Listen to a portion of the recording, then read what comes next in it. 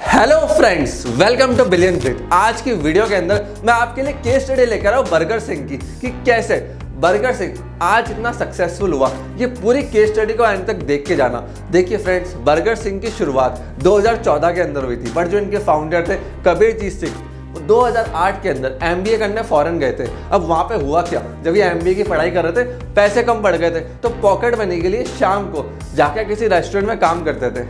उससे इनको बेनिफिट क्या हुआ, वहाँ पे इन्होंने बर्गर बनाना सीखा, बर्गर के प्रोसेस को समझा, वहाँ से इनको काफ़ी सारा आइडियाज़ मिले। अब 2011 तक इन्होंने खुद के लिए जॉब करी। उसके बाद 2011 में इंडिया आ गए। इंडिया में आने के बाद इन्होंने एक QSR रेस्टोरेंट के अंदर काम करा, वहाँ पे बिजनेस को समझा कि ये बिजनेस काम कैसे करता है। फाइनली 2014 के अंदर जब इनको काफ़ी सारी चीज़ें समझ में आ गई, मार्केट की अंडरस्टैंडिंग होगी, इन्होंने फाइनली डिसाइड करा कि अब मैं खुद का QSR चालू करूंगा। और इनको मार्केट के अंदर जो गैप दिखा ना, वो दिखा बर्गर का। देखिए, बर्गर सिंह ने एक अच्छी चीज़ देखी कि जो बर्गर है वो हाईली फ्रेंचाइजेबल प्रोडक्ट्स है, पहली चीज़। दूसरी चीज़, इंडियन मार्केट बहुत बड़ा है, बहुत बड़ा वैक्यूम बड़ा है इंडिया मार्केट के अंदर, बट अभी तक जो ग्लोबल ब्रांड्स है ना, जो फॉरेन के अंदर है, वो इंडिया में नहीं आई है बर्गर को लेके। तो इनको ये चीज़ समझ में आ गई थी कि मार्केट के अंदर मैं ईजिली एंट्री मार सकता हूँ, पेनिट्रेट कर सकता हूँ, क्योंकि कंपटीशन बहुत कम है और डिमांड अच्छी है।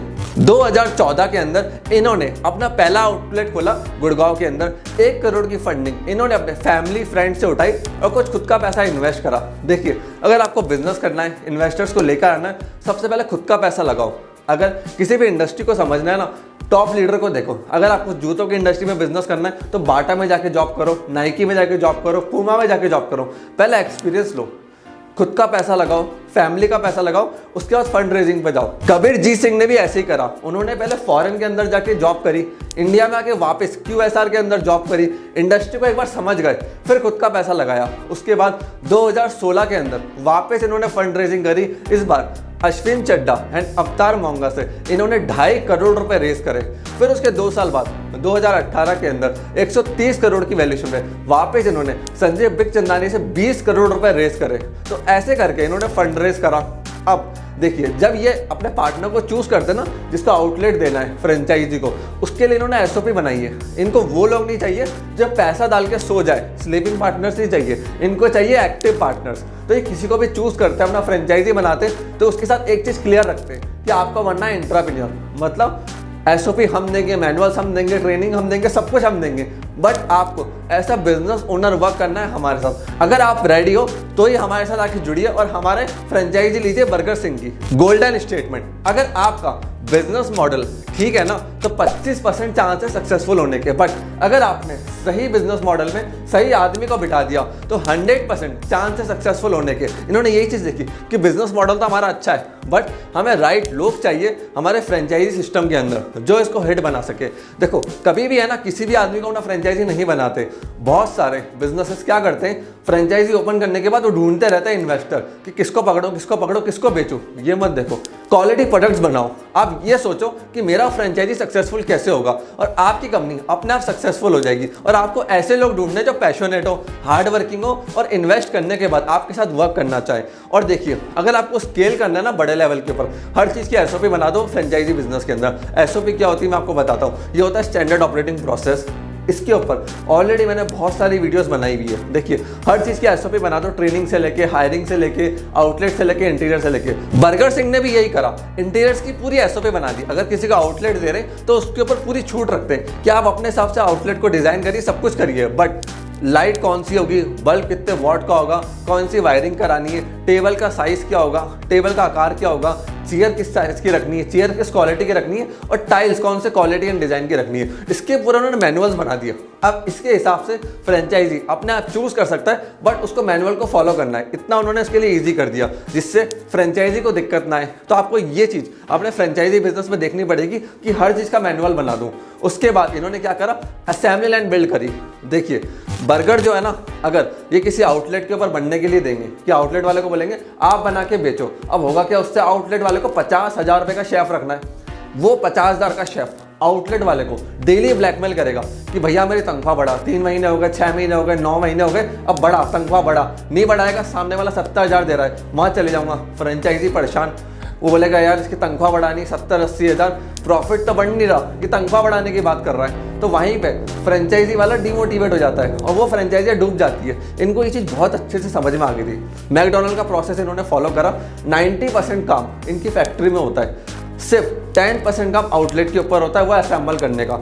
टिक्की लगानी है बन के अंदर, उसके बाद सॉसेस डालना है और जो भी मसाला वगैरह डालना है वो डाला, टिक्की पैक करी, गरम करा, कस्टमर को डिलीवर कर दिया। ये 10% काम है। इसके लिए 50,000 का शेफ नहीं रखना, 8,000 के आदमी से काम हो जाता है और 8,000 का आदमी रिप्लेसेबल है। मतलब ये जाएगा दूसरा आएगा। देखो एक 50, 60, 70 हज़ार का जो शेफ़ होता है ना, बहुत मुश्किल से मिलता है। अच्छा शेफ़ मार्केट में ढूंढने जाओगे नहीं मिलता है, बहुत दिक्कत आती है। बट एक 8,000 रुपये का आदमी जिसको टिक्की लगानी है बन के अंदर, सॉसेस लगानी है, मसाले डालने में बहुत ईजी है, तो ये काम ईजी कर दिया। पैसा बचेगा तो प्रॉफिट बढ़ेगा। तो ये चीज़ इन्होंने देखी। इससे हुआ क्या, फ्रेंचाइजी की सक्सेस बढ़ी कि यार हमें हेडक नहीं पालनी शेफ़ की। 90% काम फैक्ट्री वालों ने ऑलरेडी करके दे दिया, हमारा बंदा सिर्फ 10% काम करेगा और बंदे को भी पता है 10% में काम कर रहा हूँ, ज़्यादा सैलरी वो मांगेगा नहीं। तो ये फ़ायदा रहता है प्रोसेस बनाने का। और देखिए जो बर्गर्स है ना, वो हाईली फ्रेंचाइजेबल प्रोडक्ट्स हैं जिनको आप इजीली स्केल कर सकते हो, मोमो की तरह नहीं। अब देखिए वाह मोमो मार्केट के अंदर आया था। अब उससे दिक्कत क्या हुई, वाह मोमो का मैं आपको बताता हूँ। मोमो की इमेज हमारे माइंड में है क्या कि एक नेपाली लड़का है, चाइनीज़ लड़का, छोटी आंखों वाला, ढक्कन खोलेगा, प्लेट के अंदर 4 मोमो रखेगा, उस पर चटनी डालेगा, मसाला डालेगा और 20 रुपये का दे देगा। 10, 20, 30 रुपये से ऊपर हम उसकी वैल्यू समझते ही नहीं मोमो की। वाह मोमो मार्केट के अंदर आया, 150, 200 रुपये का वो मोमो बेच रहा था, तो वहाँ पे दिक्कत क्रिएट होगी। कस्टमर बोला वो 20 रुपये का मोमो आता है, चाइनीज़ लड़का बनाता है, मैं 150, 200 रुपये क्यों दूँ। उनको अपनी फ्रेंचाइजी को सक्सेसफुल बनाने के लिए कॉम्बो पैक निकालने पड़े, कोल्ड ड्रिंक, मील, ये सब उनको ऑफर्स निकालने पड़े, तब जाके वाह मोमो सक्सेसफुल हुआ। तो एक टाइम पे वो भी डूबने पे आ गए थे। क्यों, प्रोडक्ट में दम नहीं था। देखिए जो बर्गर होता है ना, हमारे माइंड में यह इमेज है कि बर्गर फॉरेन से आता है, मतलब महंगा होगा, तो 100-150 रुपये के पीछे बेचना ईजी रहता है। मोमोज को नहीं है, तो आपको ऐसे प्रोडक्ट्स ढूंढने जिनको आप इजीली स्केल कर सको, फ्रेंचाइजी के अंदर डाल सको। फ्रेंचाइजी के अंदर आप जब भी अपने प्रोडक्ट्स को स्केल करो तो एक चीज़ का ध्यान रखना, प्रॉपर टेस्टिंग उसकी करो। बर्गर सिंह के फाउंडर इस चीज़ को बहुत अच्छे से समझते हैं। जब उन्होंने राजमा बर्गर लॉन्च करा था तब उन्होंने उसकी टेस्टिंग बहुत बार करी। इवन 172 ट्रायल्स उन्होंने करे, कई महीनों तक सिर्फ उन्होंने राजमा खाया जिससे वो उसको टेस्ट को समझ सके। बहुत हार्डवर्क करा, एक बार उनका प्रोडक्ट समझ में आ गया, फिर उन्होंने पायलट रन करा, 100 लोगों को खिला के देखा, अच्छा चला, 2 आउटलेट में भेजा, अच्छा चला, अब सारे आउटलेट पे भेज दिया। इसको बोलते हैं स्केलेबिलिटी। पहले आप खुद टेस्ट करो, पायलट रन दूसरों से करवाओ, फिर उसको स्केल कर दो, सब कुछ क्लियर होती है। अब देखिए अगर आपको अपनी फ्रेंचाइजी को सक्सेसफुल बनाना है ना, इनकी मैं एक बहुत अच्छी यूएसपी बताता हूँ। इन्होंने क्या करा, franchise success manager FSM appoint कर दिया। उसका पता टारगेट क्या रखा, उसका एक ही टारगेट है कि भैया ये मेरे 20 आउटलेट तेरे को दे रहा हूँ, इन 20 आउटलेट की सक्सेस की जिम्मेदारी तेरी है।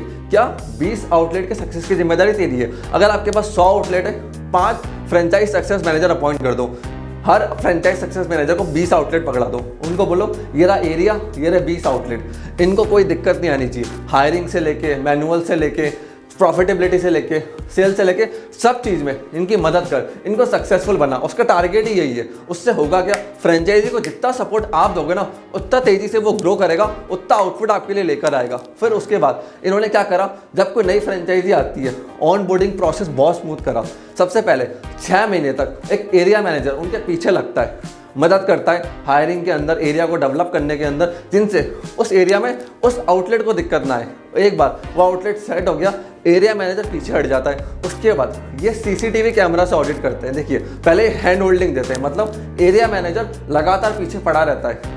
एक बार 6 महीने हो गए, फ्रेंचाइजी ट्रेन हो गया, उसके बाद CCTV से दूर से देखते हैं कि हाँ सब कुछ सही चल रहा है, सब कुछ सही चल रहा है। एक बार CCTV से देखने के बाद, ऑडिटिंग करने के बाद 1 साल इनको लगता है बहुत बढ़िया चल रहा है, उसके बाद ये उसको छोड़ देते हैं। हर महीने रिपोर्ट्स मंगाते रहते हैं, कैश फ्लो की, प्रॉफिटेबिलिटी की, एंड कैसा रिस्पॉन्स आ रहा है। अब देखिए इन्होंने अपने फ्रेंचाइज की सक्सेस बनाने के लिए ना बहुत अच्छी चीज़ करी, वो है 1 स्टॉप विंडो। मतलब कहीं भी आप बड़ी कंपनी में जाओगे ना, वहाँ दिक्कत आती है, वो कहते हैं इस डिपार्टमेंट में जाओ, इस डिपार्टमेंट में जाओ, उधर जाओ, इधर जाओ, उससे फ्रेंचाइजी परेशान होता है। इन्होंने एक विंडो बनाई, फ्रेंचाइजी को बोला इस नंबर पे कॉल कर, सारे क्वेश्चंस के आंसर इस नंबर के ऊपर मिल जाएंगे। फिर उसके बाद ये बहुत तेज़ी से स्केल करे। अब देखिए आज के टाइम में बर्गर सिंह है ना, काफ़ी अच्छा स्केल कर रहा है, रेवेन्यूज़ भी अच्छे हैं, ब्रांड नेम भी अच्छा है, प्लस जोमेटो के ऊपर इनके 4 स्टार प्लस रिव्यू है, जो कि काफ़ी अच्छे रिव्यूज है एक QSR बिजनेस के लिए। अब मैं थोड़ा फ्रेंचाइजी के बारे में भी बता देता हूँ। देखिए, अगर आप बर्गर सिंह की फ्रेंचाइजी लेते हो ना, तो बर्गर सिंह 8% रॉयल्टी आपसे चार्ज करते हैं ऑन सेल्स। अब इनके 2-3 मॉडल है, फेमस मॉडल बताता हूँ। सबसे पहला dine in model. Dine in model के लिए 600 स्क्वायर फीट की जगह की रिक्वायरमेंट होती है। 25 लाख मिनिमम कॉस्टिंग है, इस चीज़ का ध्यान रखना। ये कॉस्टिंग 25 लाख से लेकर 40 लाख के बीच में वेरी होती है। और अगर आपको इनका स्मार्ट स्टोर चाहिए, स्मार्ट स्टोर जनरली एयरपोर्ट पे, कॉलेजेस के बाहर या ऐसी जगह पर अवेलेबल होता है जब भीड़ बहुत ज़्यादा है, बैठने की जगह नहीं है, सामान उठाया लेके आदमी चला गया पैक करा के, वहाँ की कॉस्टिंग आती है 15 से 20 लाख रुपए। स्मार्ट स्टोर भी काफ़ी इनके सक्सेसफुल है। अगर आपके पास बहुत छोटी जगह है बट भीड़ जाता है, जैसे रेलवे स्टेशन, एयरपोर्ट या कोई भी ऐसी जगह जहाँ डेली वॉल्यूम बहुत ज़्यादा है, भीड़ बहुत ज़्यादा आती है, फुटफॉल बहुत ज़्यादा है, तो वहाँ पर आप इनका स्मार्ट स्टोर ले सकते हो। सो फ्रेंड्स, मैं आशा करता हूँ ये वीडियो आपको पसंद आई होगी। केस स्टडी से आपको बहुत कुछ सीखने को मिला होगा। देखो, अगर आपको और केस स्टडी देखनी है और फ्रेंचाइजीज के बारे में जानना है, स्टार्टअप्स के बारे में जानना है, तो हमारी वेबसाइट के ऊपर जाइए, वहाँ विजिट करके आप सब कुछ चेकआउट कर सकते हैं। हमने प्रीमियम क्वालिटी ब्लॉग्स फ्री में अवेलेबल करा रखे हैं, बहुत सारे फ्रेंचाइजर्स को लिस्ट कर रखा है, उनकी हम खुद ऑडिटिंग करते हैं लिस्ट करने से पहले, जिनको जाके आप चेकआउट कर सकते हो। सो फ्रेंड्स, प्लीज़ इस वीडियो को लाइक करके जाओ, इस वीडियो को शेयर करो, जिससे ये इन्फॉर्मेशन, ये नॉलेज और लोगों तक पहुंचे। और प्लीज़ चैनल को सब्सक्राइब किए बिना और कमेंट सेक्शन में अपना रिव्यू दिए बिना मत जाना। एंड आपने इस वीडियो को यहाँ तक देखा, हमें इतना प्यार एंड सम्मान दिया, उसके लिए दिल से धन्यवाद।